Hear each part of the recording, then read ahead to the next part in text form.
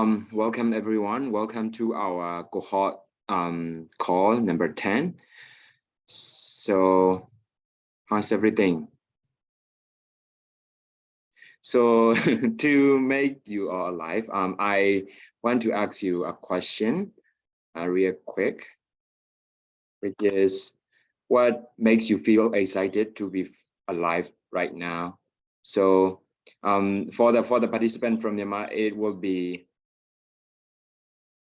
like a good question to ask you because we are living between a lot of struggle and devastating events. So I'm just curious for that question, what makes you feel excited to be alive right now?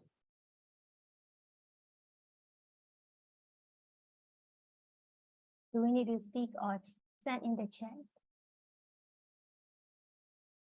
Yes, I put it the question in the chat. Oh, sorry. Yes, you can also answer in the chat. Sorry.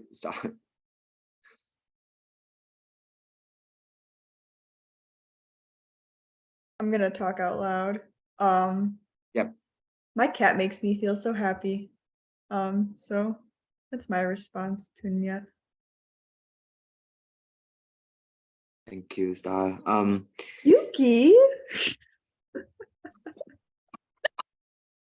Yeah, 9 years.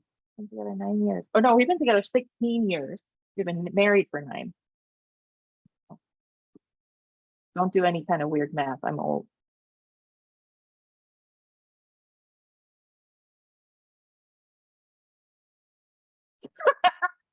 Well, congratulations, Yuki. Thanks. What about other people? Let's move on from me. Friends and family. Okay. Yeah, we love to share Michi's story. Why not? Yeah, Julia, go ahead. No. I was about to say, it's tough. But I think I say this to like I don't know. I was sharing about my heartbroken story to everybody. I recently I am now I was brokenhearted last week, and I feel like I feel more alive right now because I was never have the deep emotional investment on anybody in my life before until I met this one, and I feel more human right now. That all these deep emotion going inside is all I don't know crazy, and I was a mess last week, and I felt more alive. Yeah. So, and I am thriving, right? No electricity, who cares? I don't know, I'm gonna give my best. So I think all of us right now inside, I have no electricity, no water today. We have shortage of water and electricity. I don't know how to live today, but I will make it out. So yeah, so as long as we're thriving with whatever, I don't know, resources we have, we're gonna be able to stay alive. That's what I am. I don't know. Telling myself right now. Yeah, a lot of difficulties. Yeah, you are in Yangon right now, right? I'm in Yangon, like hoping for like stable electricity and internet and everything, but I have shortage of everything, unfortunately. And I was like, okay, okay, things could be, I don't know, unexpected, but yeah. Yeah. Right. I don't know. What about Sue? Yeah. I'm about to ask. Yeah, she's nodding all along. And what about you? What makes you feel alive? Are you asking me? Yep. Oh yes. I'm sorry. Can you ask me again? Yes. What makes you feel excited? Oh yes, your question. Right now? Yes, I also put it in the chat. Oh yes, because being alive made me excited. Because I'm alive. Right? I'm alive. So think it is the most important thing, right? To be alive. Yes, that's why. That's made me excited. Yeah. A short and the best answer. Yeah. Okay. Do I have to ask to somewhere or not? Or someone or not? Yeah, it's up to you. Oh yes, most of them are already answered in the chat. So yeah, you can ask Praise, Pensu, and no each Oh and yes. everything. Hi Pencil, are you there? Hello. Can you hear me? Yes. Yes, very well. Yeah, excuse for my video because I can't open it. There's no electricity here. So yeah. So I also have internet shortage, so I can't open my video. I'm sorry for that. So I see the question in the chat is, what makes you feel excited to be alive? Last week I had a very long date, and I was so tired and exhausted because of my job. So if I have, you know, if I have enough time to take rest and going maybe vacation or something, I think it made me feel alive and excited, because I definitely want these kind of feelings. This is being tired is a kind of habit because of the job, but right now I really want to take the rest and feel the moment. So yeah, it made me feel alive and excited, I think. Yeah, great. Thank you for sharing. Okay, do I have to choose another one? Yeah, that would be good. Okay, it's Praise. Hello, Praise. Yes, sister. Thank you. Okay, so the question is about what made me excited today, isn't it? Yeah, what makes you feel excited, like to be alive? Okay, maybe my family, because since I was here, my family is such a supportive backbone for me. So it remind me, or I have to live in a meaningful life, because when I see their effort on me and they trying to support with all they can for my education, and also so I think that I should at least trying to give the best to them. So this kind of concerns make me alive, and I'm still doing something best for them. Yeah. Thank you. Yeah, family is like very important, especially for like during the difficult situation. Sure. So yeah, I think the only one participant left. No, Ichan, do you want to share?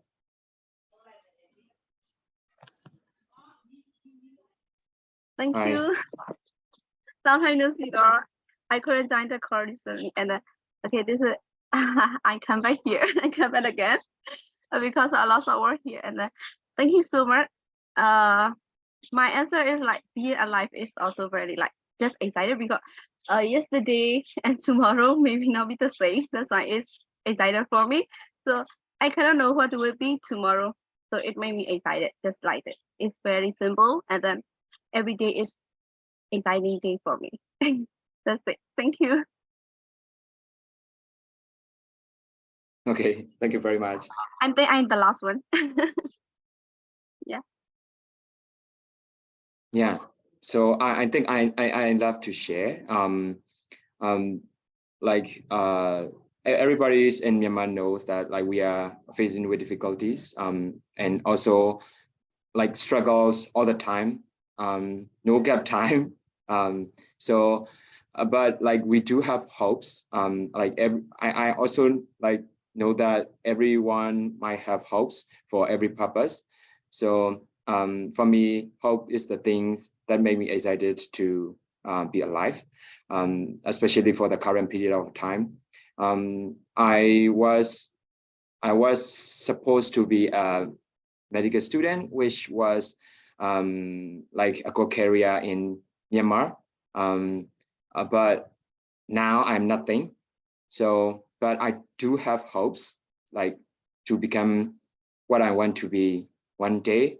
And then I can do nothing like for my family, for my friends, for my lovely ones. But I do hope that I could do something special for the ones that I love. So that's also my hopes. And also for a large scale, I could not do nothing to my community. So I do have hopes for that kind of purpose too. So like, yes, this is difficult situation for everybody in Myanmar, but we do have hopes to get some more freedom, some more like human, like the governments who value the human right. And also we do hopes some others better future for our like citizen and for the future generation. So that's all the things that that makes me excited to be alive in the current days. So yeah, that's it. So everyone, thank you everyone for sharing your answers and opinion on that question. So we will keep going on our agenda. Yeah. So the goals for today meeting is to discuss social impact conference overall and your pitch session. And then the second one is to put your values into practice. And the agenda for today meeting is the first one is icebreaker session, and this will be carried out by Carrie. And then the second one is the speaker session by Wallace, and who is organizing the VIA conference. And then we will take a break for about 10 minutes. And then after the break, we will give you the session, which is the assessment to put your values into practice. And then the last, which is workshop time. So, yeah, I will pass the floor to Carrie to go on with the icebreaker. Thanks. Okay, so for today's icebreaker, we're going to talk about and reflect on our values. So we have a list of values that we're going to show you. So these values are collaboration, community, creativity, curiosity, environment, fairness, health, hope, inclusion, integrity, kindness, learning, personal fulfillment, respect, responsibility, risk-taking, safety, stewardship, understanding, and vulnerability.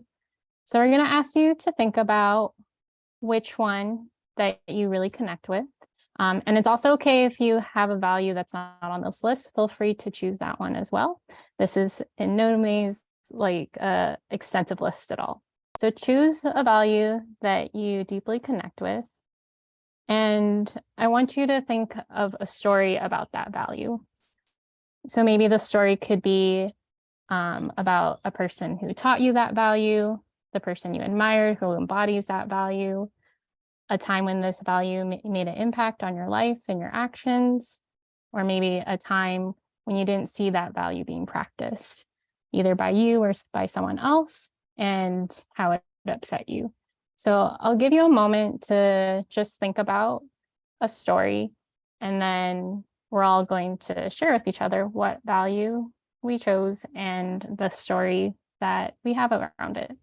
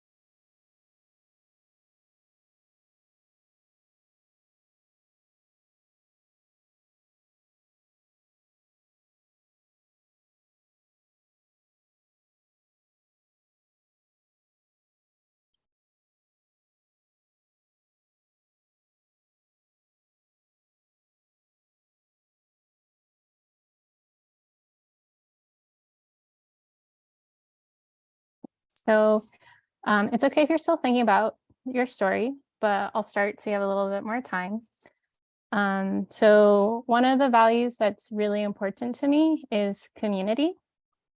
And I think I learned that from my family and my parents.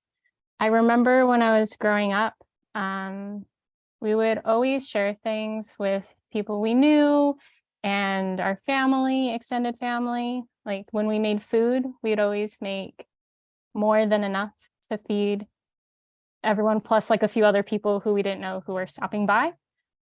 So like for certain dishes, whether it was like tamales or like dumplings, we would make a lot of food and then we would take it to other people's houses to share that food. And for me, I think that really instilled that sense of community. And then when I interact with my like niece and my nephew, I noticed that value also being passed on to them. We're always like cooking and in the kitchen and then also trying to like share that food with people that we care about. So I think, yeah, community is really important to me. I'm going to Popcorn, who I think is ready with an answer, and that's going to be Yuki. You want to share your value next? Sure.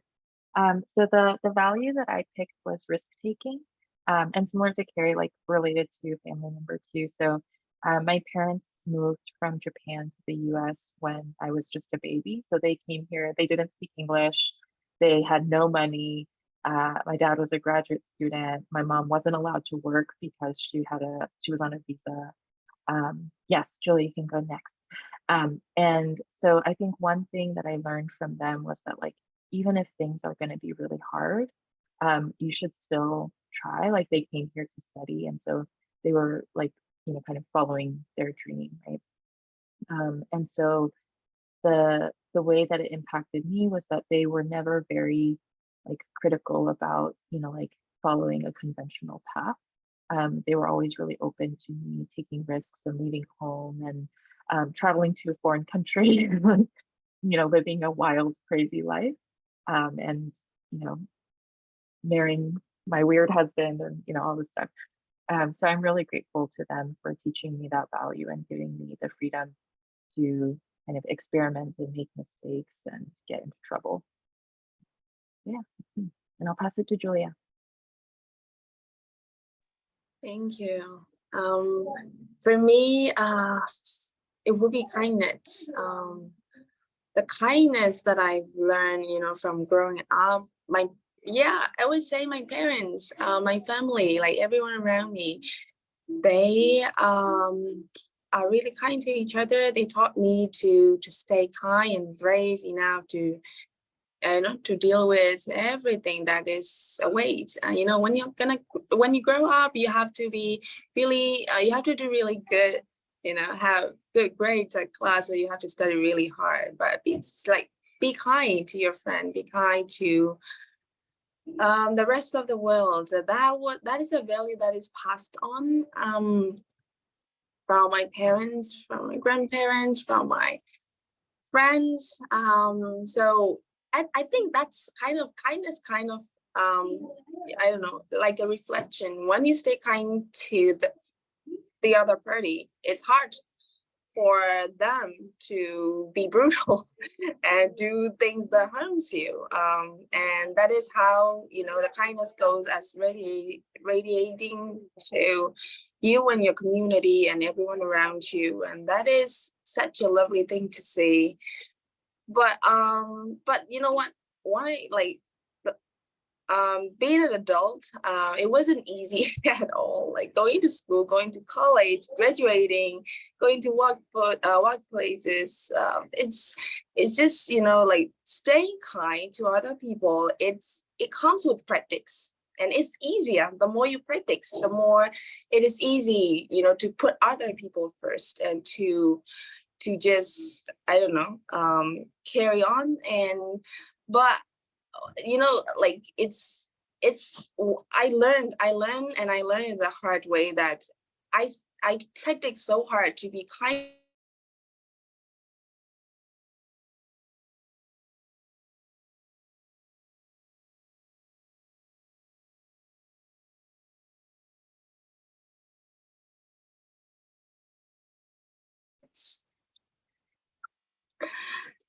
Am I back? You're back now, Julia. Okay, that's great. So my point here is I don't know, go with the flow. But my point here is I learned it is extremely important to. Am I back again? Yeah, I I heard it's No, I was extremely like, important to yeah, to be kind to ourselves, and the kindness, it's important for you, for yourself, for your family, for your team. We have to be kind enough to each other and understand why things work, why things doesn't work. But we have to understand how to stay kind to everyone, to the rest of the world, including yourself. So I always thought kindness is a weakness, because when I am kind to other people, when other people are not like treating the same to me, I was upset. Why cannot be kind like me, like I do to you? And that is when it comes to expectation, because you didn't start with yourself. So I would say kindness should be the value that we hold on to, and it starts with us and radiate it to the rest of the world. Yeah, that's it. well said. Julia, would you like to pass it on to someone else? I don't know Wally's wants to be a part of this, but I love to hear from him. Even hear a lot of story. Why not sharing yours? Sure, of course. The word I chose was vulnerability. And I think for me, the person that really showed me that it was okay to be vulnerable is my partner, Christy. So we met about 10 years ago, 10, 11 years ago, out when I was first working out in Asia. So after university, I moved to Hong Kong. And then I spent the last, almost the last 10 years working out in Hong Kong and in Asia and in Shanghai, in various roles. But I took a lot of responsibility at an early stage in my career, sometimes a little bit overwhelming, but it put me in positions where I had to often make a lot of decisions that were going to be, affecting a lot of people. And then also about accountability and responsibility. And I always felt that I had to take that on myself, and that I couldn't show that I had problems or for the sake of being judged, right? But also I always just felt I had to keep a wall up, right? And then I met Christy, and then she really taught me that it's okay to let others in to help you, and especially when you're working together. It's not really so much about a top down, like I tell you to do something and then you got to go do it, and really learning that working together and learning from each other's experiences is going to provide you, with guidance and motivation and a direction when you don't know which way to go. And I think she really taught me that, and especially recently, just life kind of hits you sometimes, right? And then when you're stuck with making these decisions, I've just learned that that it's okay to not know the answer, and it's okay to ask others for help. And along the way you grow, but you also develop, and meet new people and bring them into your world, right? And then hopefully you're from there you're making an impact somehow that's for the better. So really, yeah, that was my word, vulnerability. And that's the person that taught me it. So thank you. I guess I will pass it on. I'll pass it on to Alexis. Hello. I'm gonna be a little unconventional with this because the person who taught me this value is me. But years ago, and I was a sophomore in high school, so I don't know, almost 10 years ago now, I was asked the prompt for a project in school that was basically like, what if you had to pick one value, what would be the value you think is the most necessary for living a happy and fulfilling life? And I thought about it a lot, and I eventually landed on one that's also not on the list, which is self-reflection. And the reason why I decided that was because I feel like a lot of the time when we're thinking about ourselves, we think about like all the things we want to be and all the things we want to do, and we have all these goals and dreams and hopes. And then it's hard to think about how we can get to that place. And to me, I think the missing piece has always been where you are now. You can't get from point A to point B when you don't know where point A is. And so I think that's like the big thing for me is like I like to take time and really think about like my place in the world and like the resources I have available to me and who I am as a person, what talents and skills and thoughts I have, and sort of deciding on like what things do I want to get bigger, be more important to me, what things do I want to taper off and make less to me. And it's been like it's a philosophy I came up with for like a school project, but it's something that's really defined my life since then, and it's been a really big thing for me. So self-reflection. And then I'm going to pass this on to Sue Yanda. Me? Yes. Thank you. For me is kindness. My grandfather taught me to be kindful, and he loved me so much. When I was young, I used to live in my with my grandfather. How can I say? Not only my grandfather, my parents also, they are very, our family, right? Our family is very kind to each other. And that's why I know how much comfortable is it. It's very comfortable for us. That's why I think you already know my profession. I am a teacher. When I treat my student, I how can I say? I teach them not only for their language, but also for their emotional well-being. I treat them with respect and kindness, and because I would like to share kindness in their community, in each other. Yeah, that's why. Yes, that's why my one is kindness. So next one is No Agent Wadi. Thank you. Thank you. Yeah, thank you. For me, I might do responsibility. So I have a story for that. When I was in high school, and then maybe when we attend in government school, we know that we have to assign a 5 team. We have green, yellow, blue, something like that, red, orange. So I was assigned in one team, and then one morning, one teacher came, and then he assigned me to do, but not in my duty day.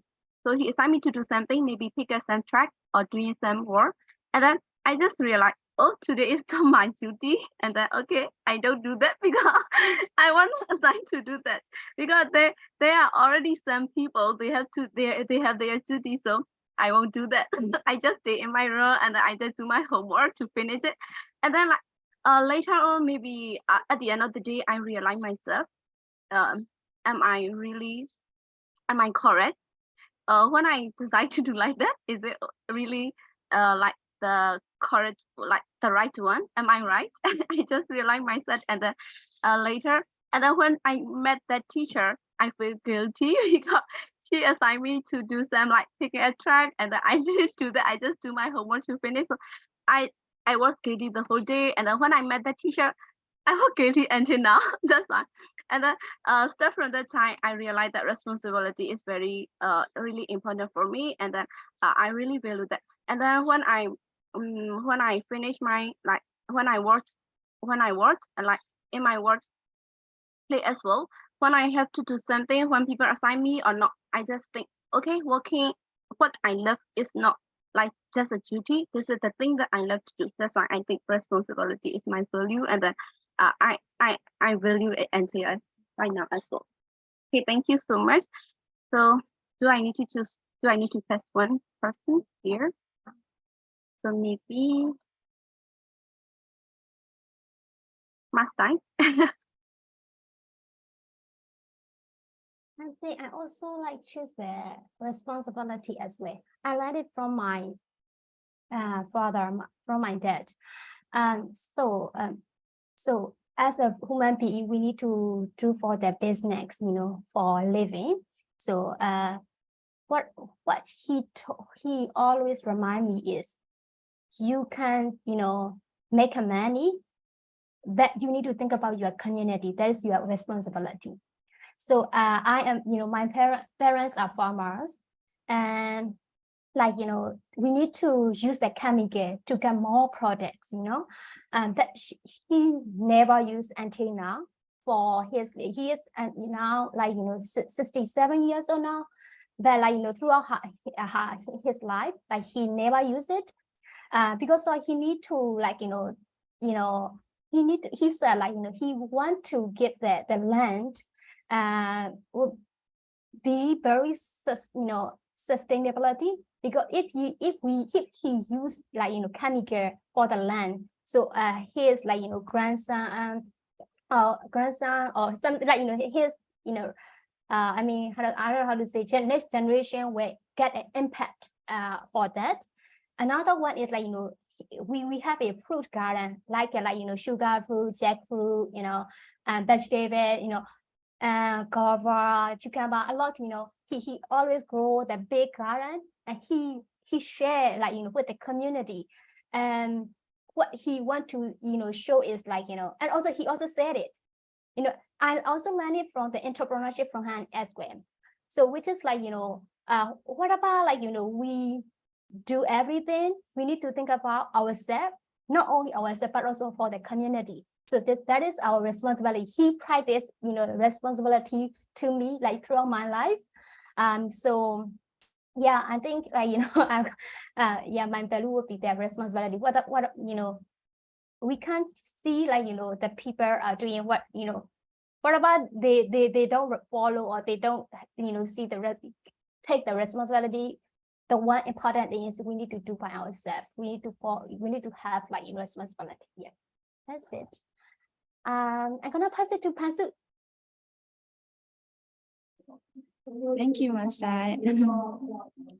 My values is also the responsibility.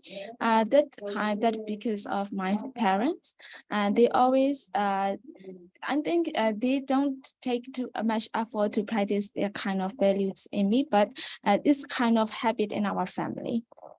So I think since my childhood, I never failed to finish my work or to help other people. It's kind of habit to me, and now I'm working as a full-time, and since like February 2023, and I've like in my work, I take so much responsibility for the things that I have to do, and others, and I'm always willing to help other people. So sometimes it made me overwhelmed and exhausted, because, you know, my boss always give me how to say much overloading sometimes, and now I'm leading a project with the NGO organization, and that project is really heavy for me, and I have to take so much responsibility, and I have to participate in every step of the project.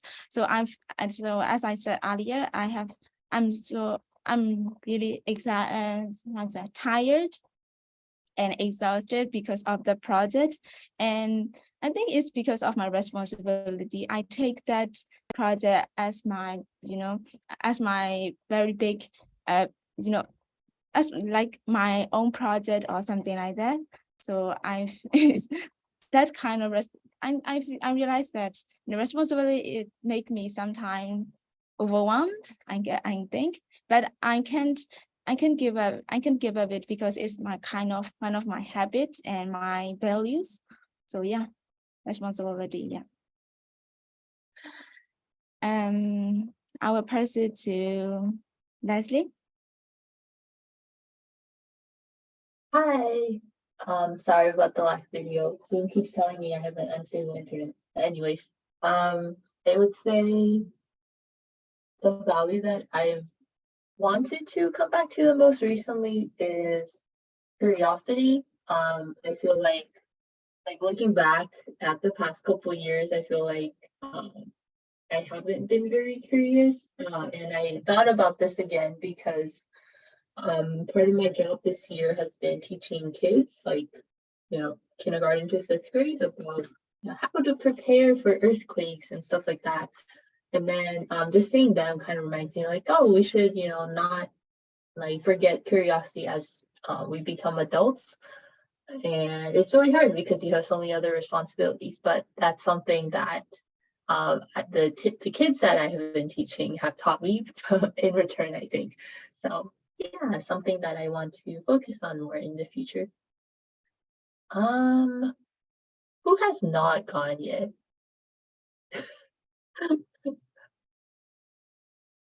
Praise, I think.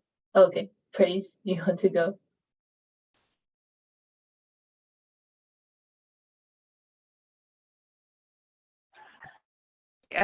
In my life, the thing that I value more is about curiosity, like the previous one. Because this value is taught by my grandfather when I was young. Like as we are children, we don't love to study anymore. So like on weekends, I didn't study at all, and I just spent most of my time to play. At the time, my grandfather told me that the books are not closed, even the school closed on weekdays. So it means like that you can stay continue learning even on the weekends. So that's what still remain in my heart, and I'm still remember that his words. So like since then, I trying to be curious. I love to be curious also. Whenever I go to a new place, I don't just live in my place. I try to explore what is the place likes and how's the local situation is like. I try to explore it, and also whenever I talk with my friends, I like if they have mentioned something new to me, I deeply ask that about it. I try to know it. Like it's me that trying to keep edited with everything news. So like that from by doing like this, I believe that I can get connection in the future. So I used to do it in my since in 2020 because I'm trying to join every U club and try to explore what the youth in Myanmar are doing right now. So as a benefits, and it can see the benefits, or it's like now whenever I joined a class online, I can meet with my friends that I have already known from other classes. So I think there is a benefit or curiosity, but at the same time, curiosity remind me not to be too egoistic, because sometimes being too egoistic might lead you to negative impacts. Yeah, so this is the thing that I value in my life channel. I also would like to pass this value to my relatives or my friends, because I would like to remind that it is good to do continuous learning. Yeah, thank you. Yeah, so I would like to pass your Chungya. Yeah, thank you very much. When I look at the all values, like all are like important for me to some extent. So, but if I have to choose one, I will choose responsibility. I think I get to notice why this is important just from my life experience. I want to share a story. Like it is just a real event that happened in my life.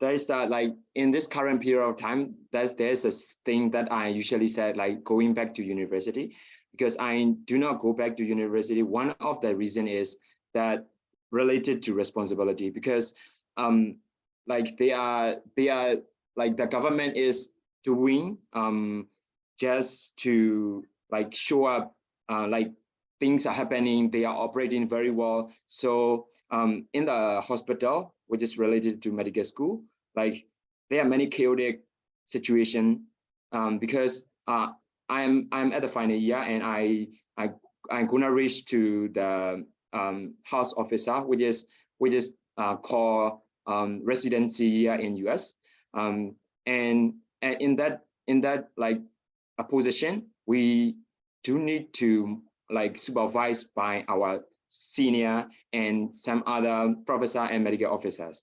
But in this current period of time, there's no supervision, no responsibility from the seniors.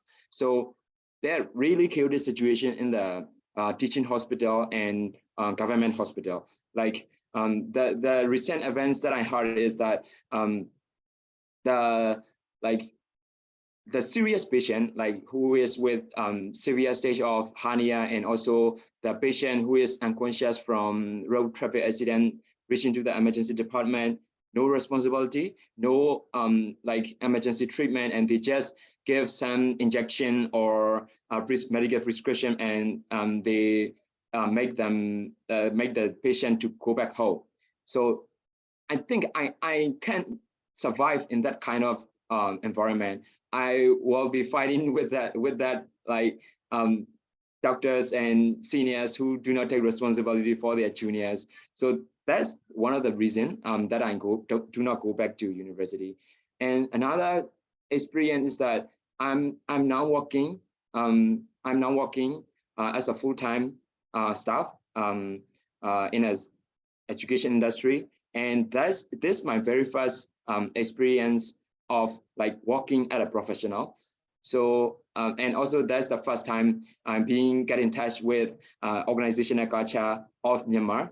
So I'm an entry-level officer, so I have many seniors and upper position officer, and I also have some like part-time junior officer in my team. So I'm a junior officer, but I'm responsible for the part-time staff in my team. So I really want to cover and take responsibility for the mistake of my juniors.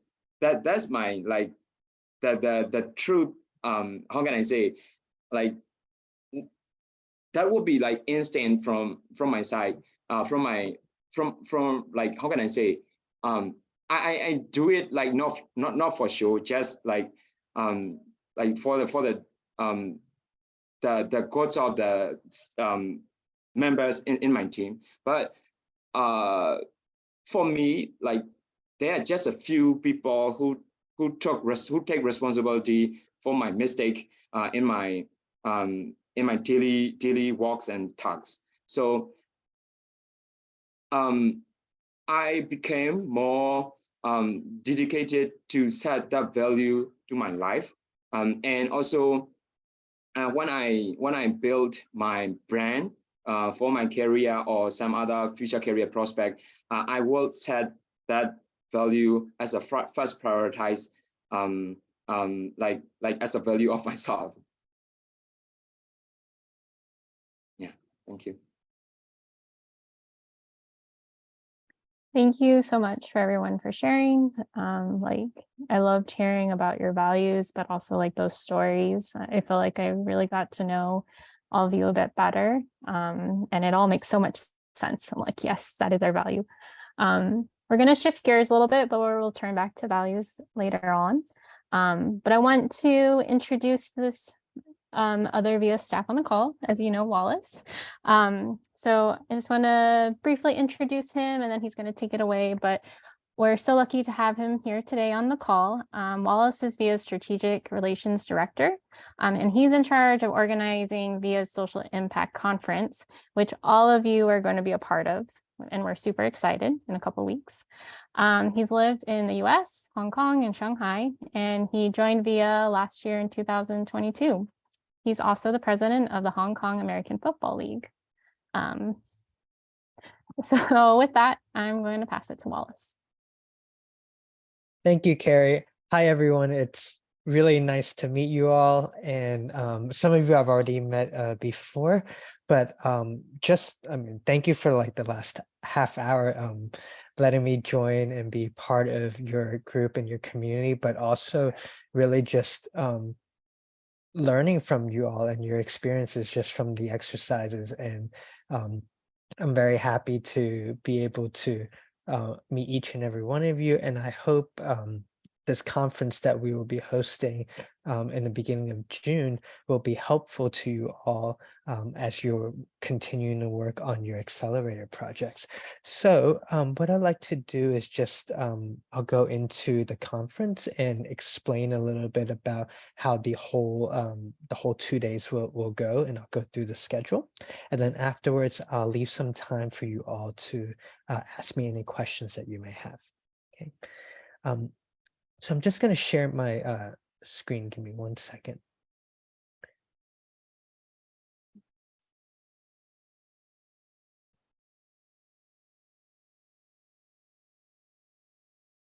Great. So I think everyone should be able to see my screen. So this is actually the event link on the VIA website. So I'm not sure if all of you have seen this yet. But what I'll do is I'll just go through the short presentation that's on this webpage, and then afterwards, if you do need to check,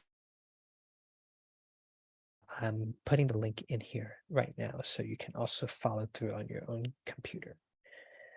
So our 2023 Social Impact Leadership Conference is a virtual conference. We'll be doing it over Zoom, and it's going to take place June 9th, 10th, which is Friday, Saturday afternoons in US time. And for you all that are out in Asia, that will actually be Saturday and Sunday for you all.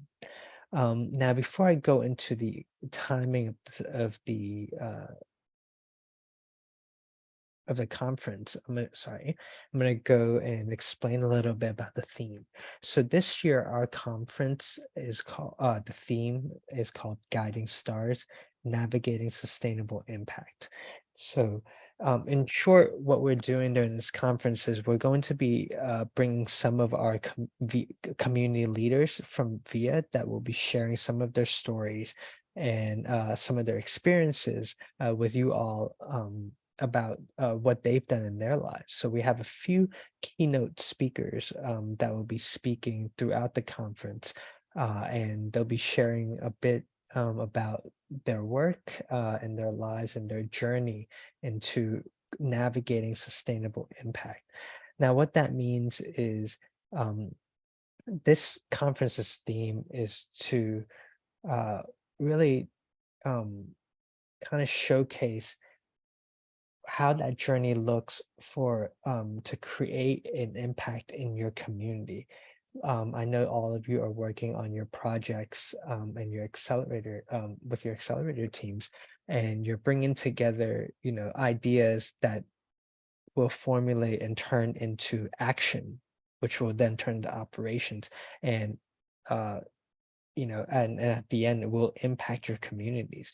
So the speakers that we're bringing on will really share their experiences to perhaps provide some guidance and some advice for you all on how to do that and how to really help with your projects as you're getting to launch them. Now, our next slide is, I'm just going to talk a bit about some of the themes that we'll be going through during this conference. And these themes will come out in various forms, whether they're from the keynote speakers and their sessions, or in between our conference, we also have breakout sessions where we'll be doing a bit more interaction with each other, similar to how we're doing with this call as well. And we'll do small breakout rooms from there. But the themes that we'll be tackling are, you can see challenges, momentum, disruption, and collaboration. So we'll be talking about some, for challenges, for example, some challenges that we have to overcome during our journeys, right? And then some choices that we were making and what choices they are to help us achieve a sustainable progress toward our goal. How do we do that? So hopefully this conference will be able to answer that question for you. And then momentum is talking about how we get things going once they're launched, right? What do organizations do to drive change? How do they calculate what the change they're doing is an impact or not? What's the standard? How do they start the project with sustainable impact in mind? I mean, those are also themes that we're going to be talking about.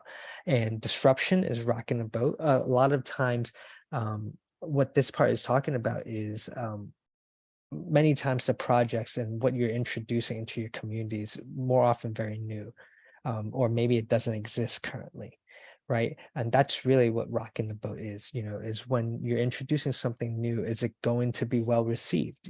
How do we make that whatever your project is, and how do we make that most accessible to the community that we're providing that for?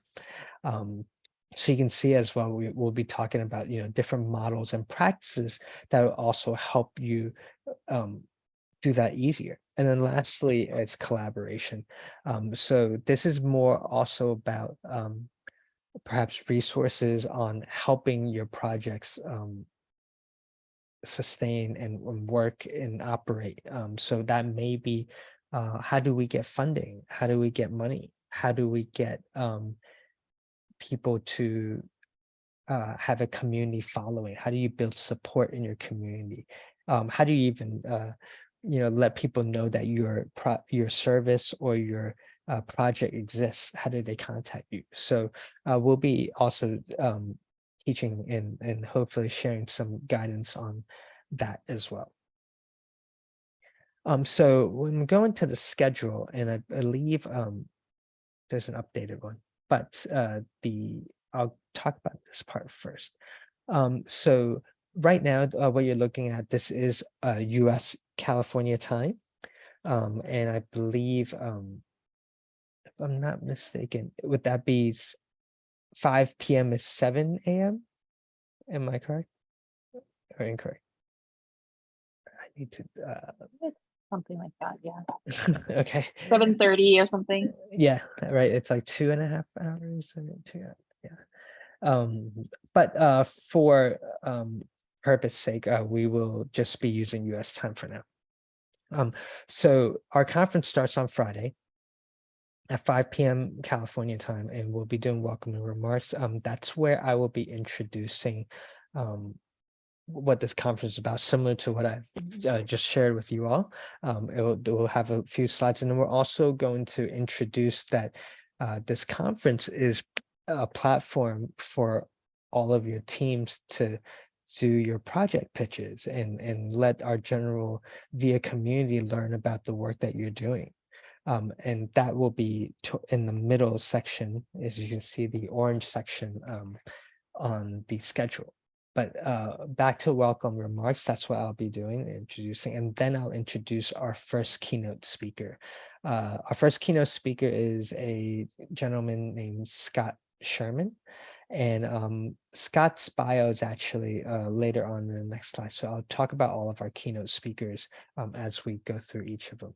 After the first keynote, we'll take a little break, and then we'll have another speaker come on who is Bobo. I believe some of you already worked with or had a session with Bobo. So she'll be also giving a presentation as well about her journey, and perhaps and I believe both of the speakers will also be offering Q&A sessions as part of their presentation. So that will also be an opportunity for you all to engage with them and ask them any questions that you may have. Afterwards, we'll have breakout sessions, and our breakout sessions will be themed around the 4 themes I just introduced in the previous slide. And after the breakout sessions, we'll be closing with a 15-minute in closing. That closing is actually going to be introducing all of your teams. So each of you is, I'll be doing the introduction, so there's no extra stress on you all, but it's just what we'll do is we'll be presenting all of you probably in 1 or 2 slides in the projects that who you are and then projects that you're doing, and then just letting our audience know that you guys are coming up next, and then if to tune in and really hear about the great amazing work that you're doing. So part 2 is right after that closing will lead into our first session. I believe everyone's still signing up and we're figuring out the schedule, but expect that section, which is from Friday 9:30 p.m. Pacific time, and then 5 a.m. to, it's pretty much all day, 5 a.m. to 1 p.m. Pacific Well, time. Yes. Would it be helpful to share the Yes. schedule that's figured out? Okay. Yes. Let me pull that up real quick. I can stop for now. You can check.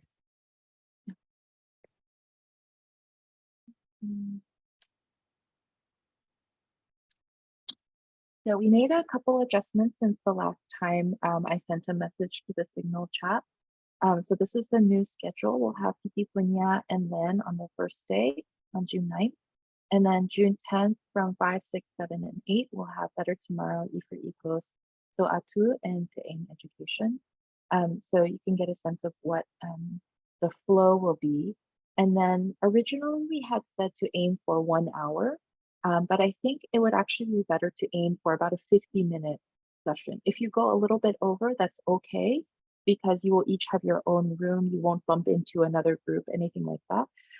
But if you aim for 50 minutes, it will give people time to take a break, go to the bathroom, get some water before they go to the next session. I really encourage you to go to each other's session. It can feel really nice to see our friends' faces in the crowd. So yeah, I would just say this is the schedule. I'll send it again in the Signal chat, and aim for about 50 minutes. Work with your fellow to practice your session, and to make sure they know what your plan is. And your fellows, if they're available, they will also moderate your session for you. So it's really important to talk to them and get on the same page. Okay. All right, I'm going to pass it back to you, Wallace. Okay, thank you.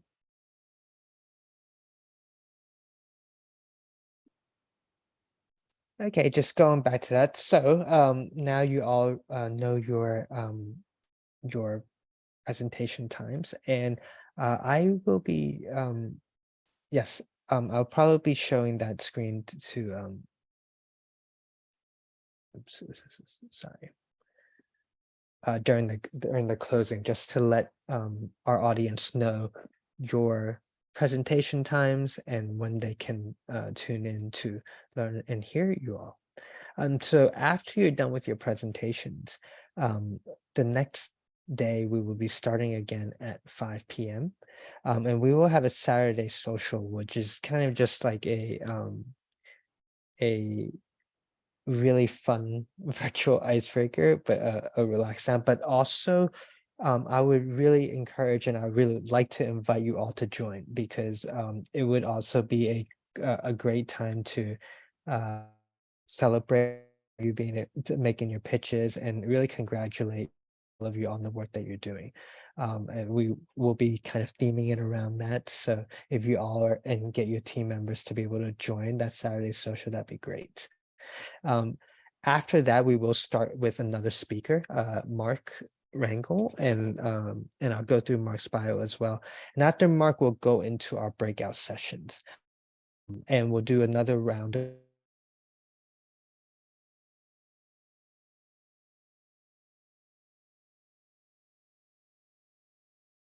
with our last keynote speaker, Tomoki Nagashima. After Tomoki's keynote session, we'll spend the last probably 45 minutes to an hour for reflection and closing. And reflection will probably be in a breakout session form, and then we'll come together for closing at the end just to round out the whole conference, get feedback as well, and then also just again thanking everyone, including yourselves, that to be part of the conference and sharing your work and your journeys with the whole VIA community. Now, and questions may be like, oh, who's going to be joining the session? Who's listening? So it doesn't limit to really anyone, even from VIA or outside of VIA. So people that will be listening in and joining will be VIA current participants. We have our VIA alumni spread over now the VIA's 60th year of operation, so it's our 60th anniversary. And I remember the last virtual conference we did in October.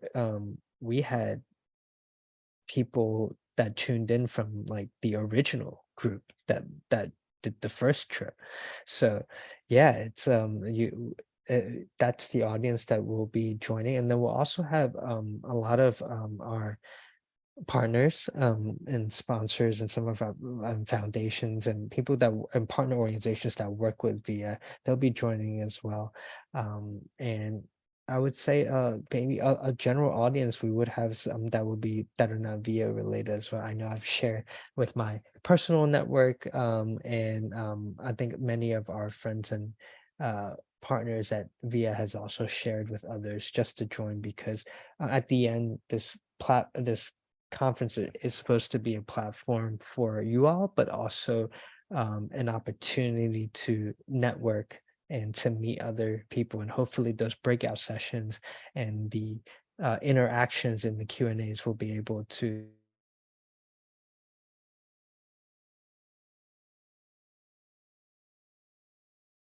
in a virtual conference and be able to connect with people from all over the world. Yes, so that is the schedule, and I'll just go through our keynote speakers real quick. And again, that link that I shared, you'll be able to click on each one and see who they are. But Scott is a founder of his own social enterprise that also is a training platform for social entrepreneurs and innovators. And him and his brother, I believe, were at one point either did a program or was involved with VIA a few, maybe like about 10-15 years ago. But he'll be sharing his journey and how he's been able to create an organization that drives sustainable social impact in currently. Our next speaker, I believe, again, you've met, some of you have met Boba already. Boba opens a creative design studio in Hong Kong. She's a startup entrepreneur, and she's going to be sharing her journey of how she, took her passion and lifted it off the ground, and now is using that as a platform to teach others and startups and even for nonprofits, right? And helping them create or be able to connect with their community, but do that in a digital way with branding and marketing. Our third speaker, this will be on the second day on Saturday, California time. Mark is the principal of Mimaha School. Mimaha is a boarding school that is based in Mesot, and they do provide post-secondary education for for students in Myanmar to transition into universities, and many of the students are from different communities all over Myanmar. So it is a very collective group as well. So he'll be sharing his school that's now in the seventh, I think it's he's been working there for almost 7 years, I believe. But he's going to be sharing his journey of how he started there and how he became the principal, and now the great work that they're doing for that school and what they're growing into. So I think that session is going to be very rewarding as well. And then our last keynote speaker that's rounding off our conference is Tomoki, and Dr. Tomoki is he's a doctor, but he's currently actually been working out abroad in Turkey and Ukraine. I think he's going to be in Moldova actually when he does his keynote for us. So he actually travels the world doing his work as a doctor, but also with, utilizing his skills to create sustainable impact. And he was also a VIA participant. I believe he did 2 programs with VIA just 5-6 years ago. So it'll be very interesting to hear his story and then how VIA has inspired him to do the work he's doing now. So lastly this is the last slide, but I would encourage you all to also share the link that I just sent to you in the chat, or you can click this one as well, for you to share it with your friends and your community to join into this into the conference. It's free, so all you have to do is just sign up, and there's no obligation to join the whole thing. Your friends and your family and whoever you like to invite, they can join any parts of it.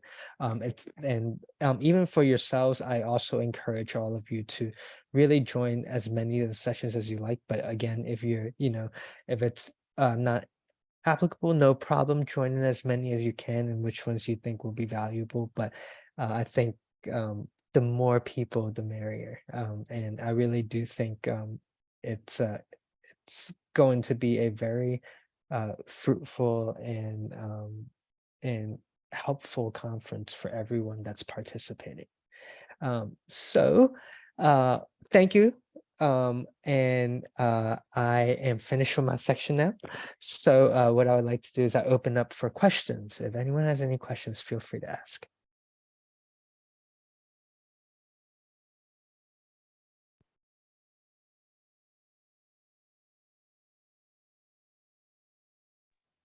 Hi, this is Julia. Hi, Julia. Hi. I don't have any questions so far. It was all clear. Thank you so much for sharing every details. If we have any question in between, I think we will contact Yuki and our fellows. Yeah. Thank you. Sure. Thank you. Yeah. You can also contact Wallace directly while you enter your email in there. Yes. Yes. Yeah. Oh, Yes. cool. Perfect. Yeah, and he's a very cool person to know if you ever want to reach out to him and ask him about Anything. Yeah. yeah fundraising. You were doing a lot of recruitment stuff back in Asia. Mm-hmm. If you're Yeah. interested in American football. Yeah. Background. Yes. So I was working out in Asia for the last 10 years, managing different nonprofit organizations. I worked in education as well, ranging from development roles to branding and marketing director roles. So a lot of things, but yes. And then now I manage a nonprofit, but it's American football in Hong Kong, and it's also kind of like a startup in a sense as well. So I in a sense, I kind of like walking the same journey you all are. And this conference is going to help me. So I'm like interested in hearing all of the speakers as well and seeing what they're doing. And hopefully that's helpful to me as well. So. Awesome. Thank you so much, Wallace. Sure. Any other questions? Okay. You did too good of a job. I guess so. I think too well. But if you do think of any later on, and it sparks, and especially as you're still preparing for your presentations going up, leading up to that weekend, feel free to message me directly, email me, or ask through your fellows or ask through Yuki, and I'll get those questions answered. So